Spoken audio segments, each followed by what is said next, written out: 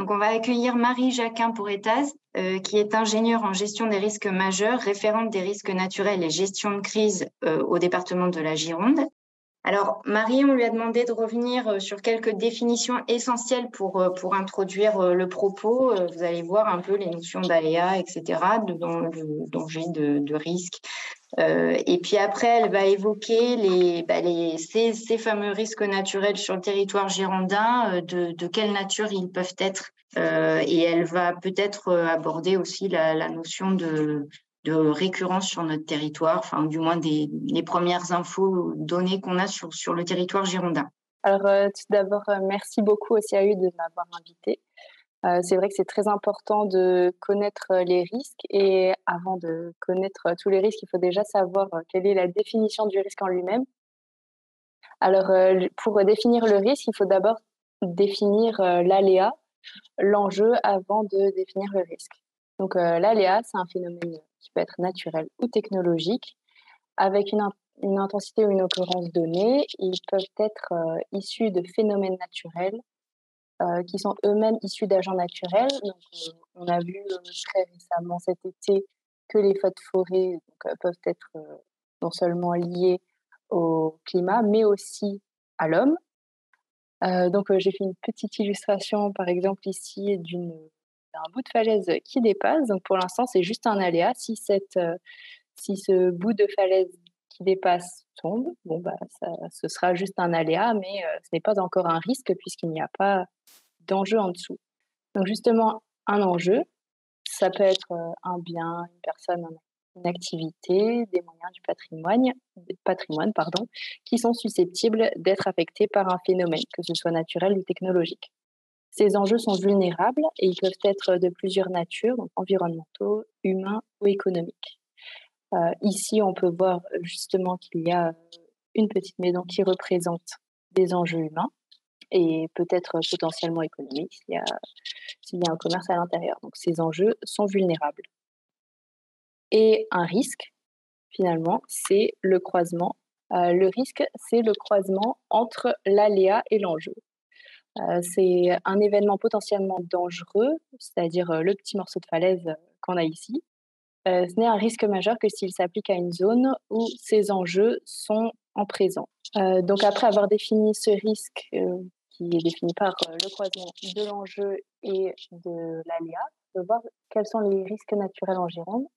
Donc d'abord, on peut avoir pas forcément des avalanches ici, mais des feux de forêt, des inondations, mouvements de terrain et puis aussi des tempêtes, séismes et éruptions volcaniques. Ceux qu'on connaît principalement en Gironde, ce sont les inondations et les feux de forêt. Et d'ailleurs, j'ai recensé un petit résumé du nombre des arrêtés de catastrophes naturelles depuis 1982. Enfin, les principaux arrêtés depuis 1982 ont été concernant des inondations et ou coulées de boue, mais aussi des arrêtés catastrophes naturelles par rapport à la sécheresse. Ça, c'était en Gironde. Et donc, sur ces deux cartes, on peut voir d'abord que tout le territoire girondin est au minimum concerné par un risque, que ce soit des risques naturels ou technologiques, avec 6 communes qui sont impactées potentiellement par 7 risques majeurs sur 11. Alors ensuite, si on passe sur la carte de droite, on peut se concentrer sur certains risques qui sont le risque nucléaire autour de la centrale du Blayais. Ensuite, on a aussi des risques industriels, que ce soit dans des entreprises à Céveso-seuil haut, comme par exemple à Pauillac, la compagnie commerciale de manutention pétrolière, ou encore à Ambès, enfin, voilà, des sociétés pétrolières, ou alors dans des zones Céveso-seuil bas, on peut avoir encore en baisse d'autres entreprises. Et la moitié du territoire girondin étant couvert par une surface boisée de 4 730 km², et puisque la population girondine ne cesse d'augmenter, les interactions entre la forêt et les habitants augmentent aussi, ce qui augmente le risque feu de forêt.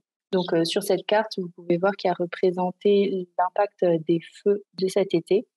Donc uniquement sur cet été, vous voyez que ça fait quand même plutôt une grosse surface. Donc après avoir vu ces risques naturels, donc non seulement il y en a pas mal en Gironde, surtout l'inondation et le feu de forêt. Mais ces risques peuvent également se conjuguer.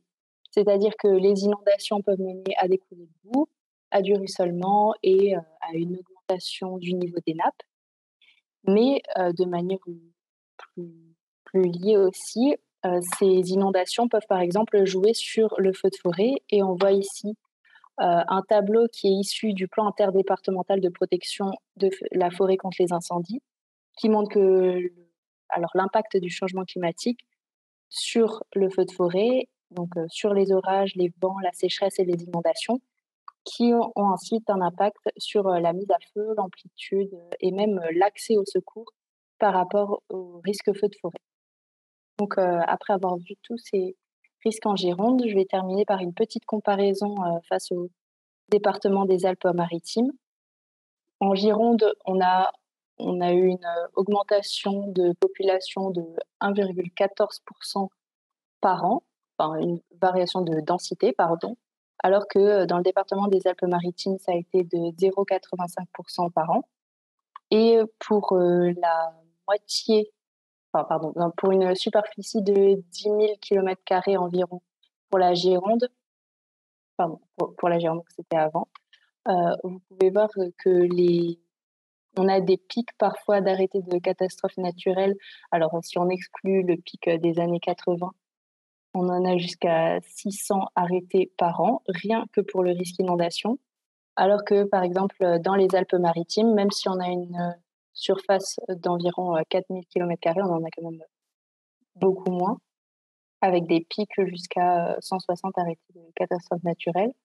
Et ces risques ne sont également pas les mêmes puisqu'il s'agit surtout de l'inondation et du mouvement de terrain, pour les Alpes-Maritimes, alors que c'était plus, de la sécheresse et des inondations pour, les risques en Gironde.